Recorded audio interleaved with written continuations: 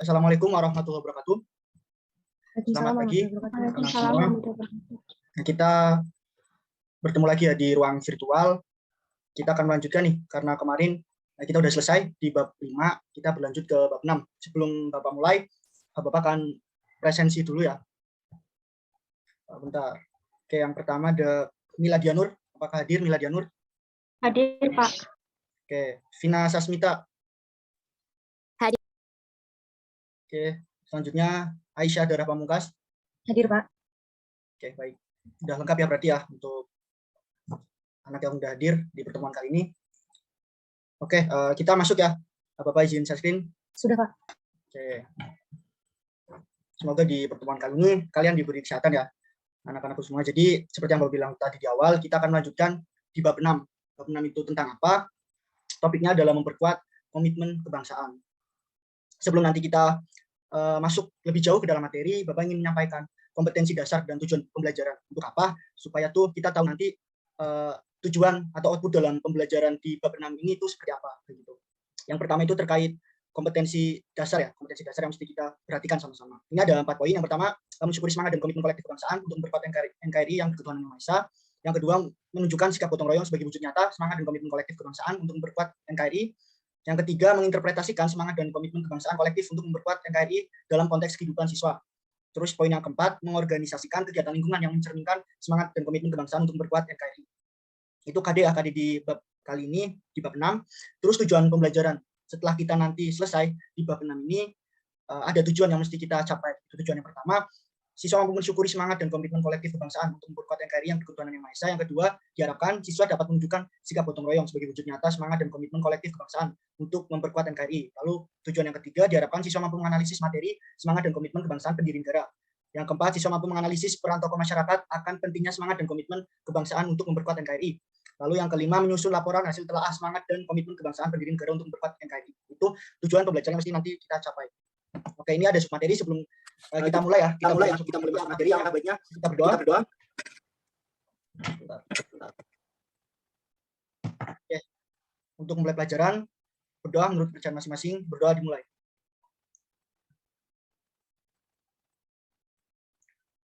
Selesai. Semoga pembelajaran kita hari ini dapat anak-anak terima ya dengan baik dan bisa bermanfaat untuk kita semua. Oke, Bapak masuk ke dalam topik bab 6. Ini ada 3 subtopik atau submateri yang nanti akan kita bahas, akan kita kupas tuntas di pertemuan kali ini. Submateri yang pertama yaitu terkait semangat dan komitmen kebangsaan nasional. Lalu yang kedua, bentuk semangat dan komitmen nasional yang ditunjukkan oleh para pendiri bangsa. Yang ketiga, ada peran masyarakat akan pentingnya semangat dan komitmen kebangsaan untuk memperkuat NKRI. Itu subtopik yang akan kita bahas. Kita masuk yang pertama ya, ada semangat dan komitmen kebangsaan nasional. Oke, ini Bapak akan sajikan sebuah video ya. Nanti dari kalian salah satu mungkin bisa ada yang menyimpulkan dari video tersebut. Kayak gitu. Sebentar.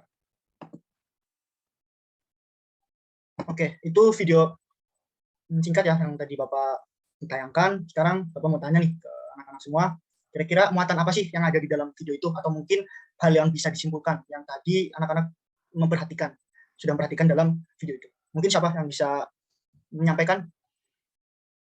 Izin menyampaikan, Bapak. Ya, Aisyah Dara, silakan. Terkait kesimpulan yang tadi sudah ditayangkan dalam video, beberapa poin yang sudah saya simak sebagai berikut. Yang pertama, bahwa Indonesia yang sekarang itu tentunya tidak luput dari perjuangan rakyat Indonesia, juga para pejuang bangsa atau pendiri bangsa. Mulai dari Majapahit dengan dipelopori Gajah Mada yang berhasil untuk menyatukan Nusantara itu sendiri, juga Insinyur Soekarno yang bergerak di bidang politik dengan mendirikan TNI, dan tadi juga tokoh Bung Hatta dengan dia bergerak di bidang pendidikan, yang mana membentuk organisasi bersama 3 tokoh Inggris Party dengan membentuk Perhimpunan Indonesia. Terima kasih. Oke, tepat sekali ya. Apresiasi untuk Aisyah Dara Pamungkas, luar biasa udah berani menyampaikan argumennya. Tadi Bapak sepakat ya bahwa yang disampaikan oleh Aisyah Dara tadi dalam video, kita bisa lihat, kita bisa perhatikan sama-sama bahwa Indonesia ini berdiri sebagai sebuah negara itu memiliki riwayat yang cukup panjang bahkan dari sejak zaman kerajaan terdahulu ya. Itu bibit atau semangat perjuangan untuk menyatukan wilayah Nusantara dulu disebutnya, itu ternyata ada semangat itu. Tadi sempat disinggung juga dalam video bahwa impian atau cita-cita Pati Gajah Mada untuk mempersatukan semua wilayah yang ada di Nusantara. Walaupun dalam praktiknya itu terjadi ya beberapa konflik, peperangan, bahkan pertumpahan darah, tapi tujuan Pati Gajah Mada itu sebenarnya mulia, ingin mempersatukan wilayah Nusantara. Itu menjadi salah satu bentuk semangat yang bahkan menjadi pegangan atau pedoman para tokoh pendiri bangsa Indonesia seperti itu. Terus tadi juga seperti dijelaskan benar sekali tadi apa yang disampaikan oleh Aisyah Dara Pamungkas, terdapat tokoh-tokoh yang berperan sentral dalam berdirinya Indonesia atau dalam membentuk atau mewujudkan kemerdekaan Indonesia. Seperti tadi dua tokoh proklamator ya yang tadi disebutkan secara singkat riwayatnya ada Insinyur Soekarno dan Muhammad Hatta. Meskipun seperti yang kita tahu dalam proses kemerdekaan Indonesia itu sangat banyak tokoh-tokoh yang terlibat di seluruh wilayah, nggak hanya di Jawa ya, tapi di Sumatera, Makassar, Kalimantan dan sebagainya. Itu terpantik atau terhimpun yang pertama dalam Budi Utomo dan nantinya itu semakin terakumulasi dengan baik di dalam Sumpah Pemuda kayak gitu. Terima kasih Aisyah Dara sudah menyampaikan argumennya terkait video. Sekarang kita masuk ke materi. Nanti barangkali anak-anak ada pertanyaan atau nanti ada komentar langsung bisa disampaikan saja. Yang pertama kita masuk ke submateri yang pertama, ada semangat dan komitmen kebangsaan. Oke. Jadi untuk semangat dan komitmen kebangsaan itu memiliki arti. Artinya apa? Itu berarti semangat berjuang untuk melakukan sesuatu yang bertalian dengan bangsa. Jadi segala bentuk semangat itu ditujukan untuk melakukan sesuatu pengorbanan, sesuatu yang ada hubungannya dengan bangsa, itu bisa dikatakan semangat dan komitmen kebangsaan. Terus kalau kita menilik sejarah sedikit ya, tadi juga di video sempat disinggung secara singkat bahwa bangsa kita, bangsa Indonesia, itu tidak serta-merta lahir secara instan. Tapi bangsa Indonesia lahir dan bangkit melalui sejarah perjuangan yang amat panjang. Kita tahu ada beberapa negara ya yang menjajah bangsa kita, dan yang paling dirasakan penderitaannya itu Belanda dan Jepang. Sebagai hasil penjajahan mereka, hasil kolonialisme, rakyat Indonesia itu sangat menderita, sangat tertindas baik secara fisik, mental, material, dan menderita kehancuran bahkan di bidang ekonomi, politik, sosial, budaya, sampai ke pertahanan. Begitu banyak dampak oleh penjajahan ini. Kita hancurlah dalam semua lini kehidupan. Dan kalau kita tarik ke belakang, nama Indonesia ini sendiri juga ada sejarahnya ternyata. Sejak tahun 1900, nama Indonesia itu udah menjadi mulai umum di kalangan akademik, di luar Belanda khususnya, dan menjadi umum di golongan nasionalis Indonesia. Karena golongan nasionalis Indonesia pada saat itu menggunakan nama Indonesia sebagai bentuk ekspresi politiknya, kayak gitu. Ini diperkuat ya ketika Adolf Bastian dari Universitas Berlin mempopulerkan nama Indonesia melalui bukunya yang berjudul Indonesian Orderbij Insels des Malaysians Archipels, bahasa Belanda itu ya. Buku ini tuh beredar atau populer di tahun 1884 sampai 1894. Lalu ternyata ada tokoh Indonesia yang mempopulerkan atau yang menginisiasi nama Indonesia ini. Salah satunya atau yang paling terkenal itu sarjana bahasa Indonesia pertama yang menggunakan nama Indonesia. Kita tahu yaitu Ki Hajar Dewantara atau Soehardi Soedarjo. Ketika ia mendirikan kantor berita yang ada di Belanda dengan nama Indonesia's First Bureau di tahun 1913. Itu ya sedikit sejarah nama Indonesia itu akhirnya itu dipakai. Karena kenapa penting kita tahu awal mula nama Indonesia itu dipakai. Selain itu ekspresi politik ya, para tokoh kita pada waktu itu juga menjadi semangat persatuan, semangat untuk mewujudkan kemerdekaan kelak, walaupun saat itu belum menemukan cara yang tepat. Terus di sini seperti yang tertulis ya bahwa para pendiri negara merupakan contoh yang baik dari orang-orang yang memiliki semangat yang kuat dalam membuat perubahan, yaitu dari negara terjajah menjadi negara merdeka. Jadi ketika mungkin di benak kita itu ada pertanyaan, kira-kira siapa sih contoh konkret yang bisa menunjukkan semangat dan komitmen kebangsaan? Jelas ya jawabannya itu kita bisa melihat para tokoh pendiri bangsa, para pahlawan itu merupakan contoh di mana perjuangan atau proses kehidupan mereka itu menggambarkan semangat dan komitmen kebangsaan. Oke, kita lanjut ke kira-kira tokoh siapa saja yang kita ambil sampel lah. Tokoh siapa saja yang itu merepresentasikan semangat dan komitmen kebangsaan. Seperti tadi yang di video, kurang lebih sama. Yang pertama itu ada Insinyur Soekarno. Tadi di video juga dijelaskan bahwa Insinyur Soekarno ini perjuangan awalnya untuk memerdekakan Indonesia itu karena kesadaran beliau. Jadi beliau itu sadar bahwa untuk memerdekakan bangsa ini itu tidak bisa itu jalan sendiri-sendiri, tidak bisa dilakukan secara individualis, melainkan Indonesia merdeka baru akan tercapai ketika ada gerakan kolektif, ada gotong royong, perjuangan di dalam. Itu kesadaran dari Insinyur Soekarno. Jadi perjuangan untuk memerdekakan Indonesia itu harus dilakukan secara terorganisir. Itu kata Soekarno pada waktu itu. Jadi ketika Soekarno itu sudah memiliki kesadaran itu, pada tanggal 4 Juli 1927, yaitu bersama kawan-kawannya mendirikan PNI, Partai Nasionalis Indonesia, pada tanggal 4 Juli 1927. Ini menjadi awal mula ya, ketika Soekarno sadar bahwa cara yang paling tepat sebagai gerakan perjuangan yang terorganisir itu melalui tadi Partai Nasionalis Indonesia. Komitmen Soekarno ini dan perjuangan Soekarno itu menyebabkan Soekarno itu ditangkap pada tanggal 30 Desember 1929. Jadi sekitar 2 tahun setelah Soekarno itu mendirikan PNI, itu Soekarno ternyata ditangkap di penjara oleh pihak Belanda pada waktu itu karena tidak suka dengan gerakan perjuangan yang dilakukan oleh Soekarno. Dan akhirnya Soekarno di penjara ya di Banco Bandung tempatnya. Gitu dia di penjara, dia diasingkan kayak gitu. Namun juga dalam pengasingan tersebut itu tidak mengurangi rasa keinginan Soekarno untuk memerdekakan bangsa ini. Di tengah perenungan, Soekarno melakukan refleksi, kira-kira apa sih cara yang paling tepat, apa sih mungkin yang bisa digali lebih dalam untuk bisa dapat memerdekakan Indonesia. Itu Insinyur Soekarno. Terus yang kedua ada Muhammad Hatta. Jadi dalam sejarah sendiri ya, Muhammad Hatta ini tinggal di Rotterdam, Belanda pada waktu itu. dan bergabung dalam asosiasi pelajar tanah air di Belanda. Awalnya organisasi itu hanya organisasi asosiasi untuk pelajar, untuk siswa. Tetapi ternyata mengalami perubahan menjadi organisasi gerakan kemerdekaan ketika tokoh Indis Partis itu bergabung. Siapa saja itu seperti Suhardi Sudaningrat atau K.J. Dewantoro, ada Dewes Baker dan juga Dr. Cipto Mangunkusumo, kayak gitu. Lalu asosiasi ini berubah menjadi Asosiasi Indonesia atau PI, kayak gitu. Kita juga tahu Muhammad Hatta itu yang menginisiasi ya, Bapak koperasi, menginisiasi koperasi juga seperti itu.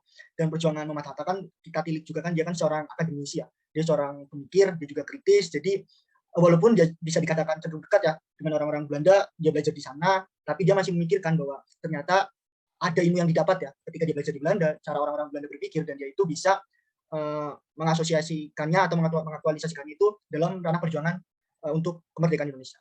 Itu ya sekiranya dua tokoh yang bisa kita jadikan contoh bahwa mereka berdua itu semangat dan komitmen terhadap bangsa itu sangat tinggi. Oke, selanjutnya kita lanjut ya. Ternyata ada periodisasi bentuk semangat dan komitmen kebangsaan. Jadi dalam perjalanan bentuk semangat dan komitmen kebangsaan ini mulai terbentuk, itu ada periode-periodenya. Ada 4 periode yang Bapak cantumkan di sini. Apa saja periode yang pertama? Itu periode sebelum Gerakan Nasional. Anak-anak juga sudah membaca ya bahwa sejak zaman kuno Indonesia ini terdiri dari berbagai macam kepulauan. Memiliki kerajaan yang independen sifatnya dan juga berdaulat. Kehidupan di kerajaan juga dipenuhi dengan keharmonisan dan kedamaian pada waktu itu. Dan itu terdiri dari berbagai macam latar belakang agama seperti agama Hindu, Buddha, Islam, Katolik, Kristen, kayak gitu. Dan pada saat itu jiwa roh dan nilai perjuangan sudah mulai muncul ternyata. Itu bentuknya adalah kesadaran akan harga diri, jiwa yang mandiri, pengabdian kepada Tuhan, dan keharmonisan kehidupan beragama serta kepeloporan dan keberanian. Jadi pada waktu atau pada masa sebelum Gerakan Nasional, semangat itu masih terpeta-petakan dalam bentuk kerajaan masing-masing kayak gitu. Tapi meskipun kerajaannya itu berbeda, mungkin berbeda secara latar belakang, ideologi, misalkan ada kerajaan Hindu, kerajaan Islam, kerajaan Buddha, tapi di masing-masing kerajaan itu jika kita pelajari ada semangat, ada nilai-nilai perjuangan yang muncul untuk mempertahankan kedaulatan mereka masing-masing. Dan mereka pun paling menjaga yang namanya penjajahan dari pihak luar. Gitu. Makanya namanya kerajaan itu kan ada pasukan dan mereka tidak gentar, tidak takut untuk melakukan perang demi menjaga kedaulatan kerajaan.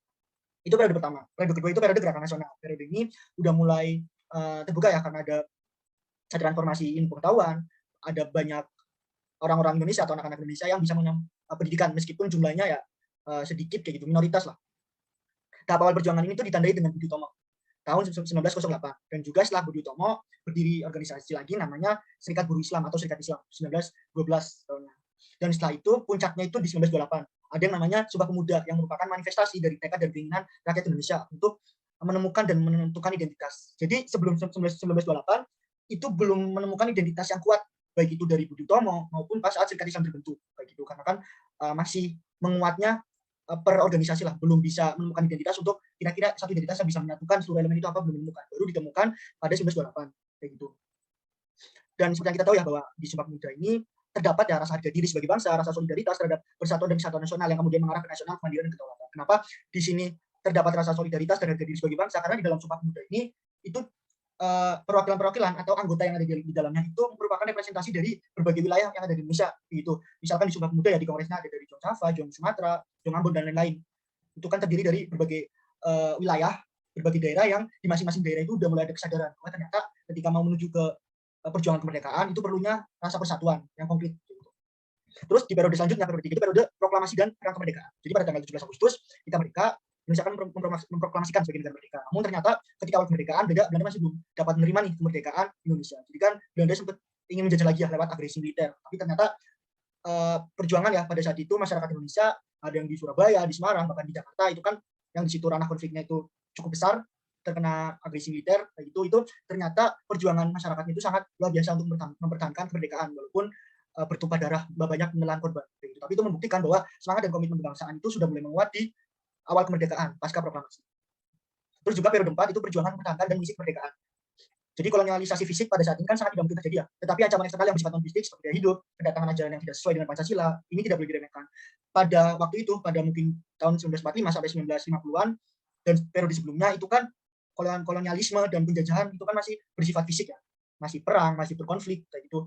Tapi pada saat ini di era kita itu bentuk penjajahannya bukan lagi bentuk fisik. Kita itu tidak perang, tapi melalui gempuran mungkin ideologi yang bertentangan dengan Pancasila, lalu dengan ancaman-ancaman yang lain seperti gaya hidup kayak gitu ya. Bahkan ya ada beberapa part di mana emang terkesan ya generasi kita itu lebih menghargai produk asing kayak gitu. Padahal jika ditelisik itu tidak sepenuhnya salah generasi kita. Kadang kita para orang tua pun, kayak itu juga generasi muda pun itu tidak bisa mengemas, tidak bisa menjaga budaya kita dengan baik.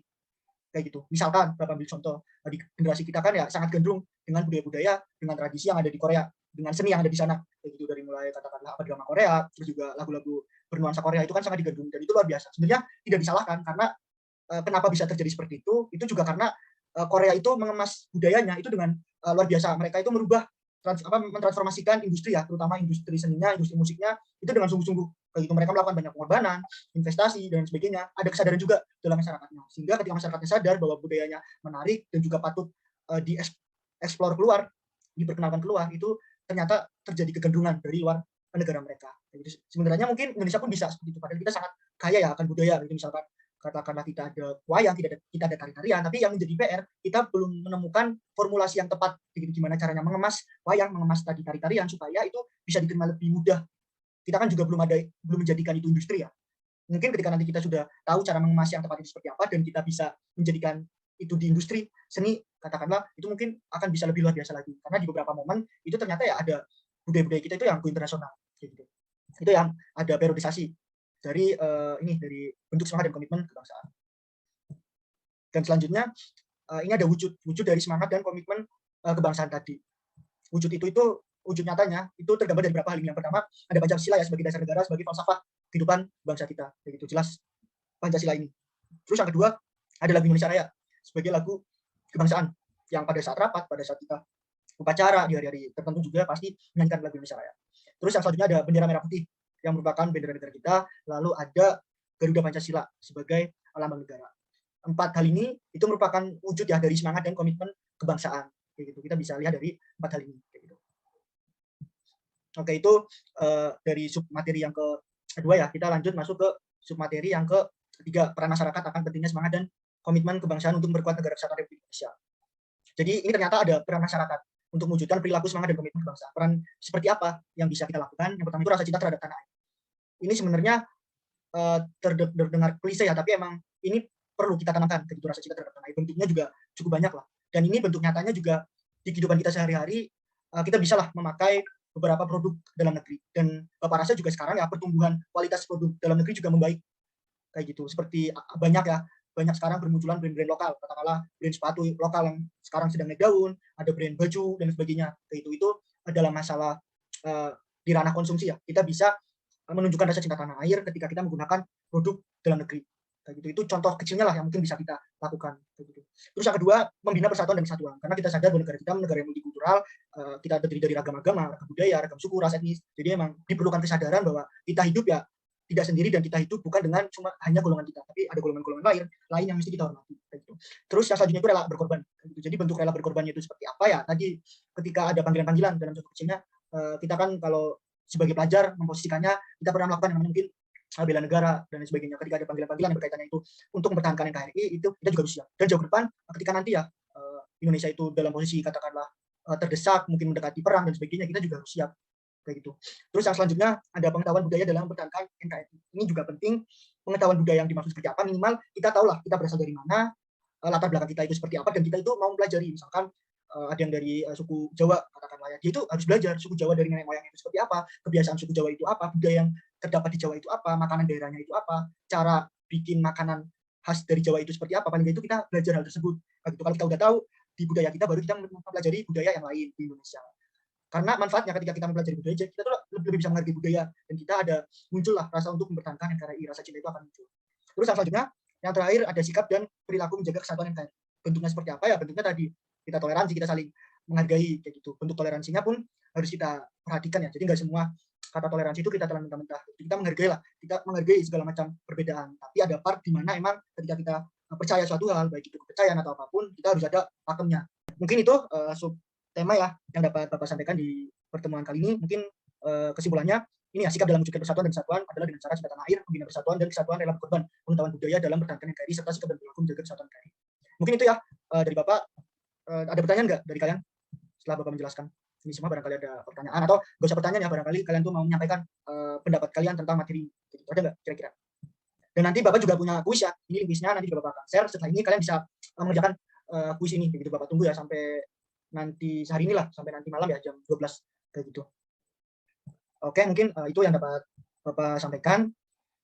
Nanti kita akan bertemu lagi ya di minggu depan. Harapannya juga kalian dapat mengikuti dengan baik, dan misalkan nanti selain ada mungkin pertanyaan atau apapun itu bisa menghubungi Bapak lah. Gitu. Jadi tidak ada kebingungan untuk kalian dalam memahami materi ini. Gitu. Oke, mungkin itu. Terima kasih ya atas kehadiran kalian. Bapak akhiri ya. Kurang lebihnya Bapak mohon maaf apabila ada salah-salah kata. Bapak akhiri, wassalamualaikum warahmatullahi wabarakatuh.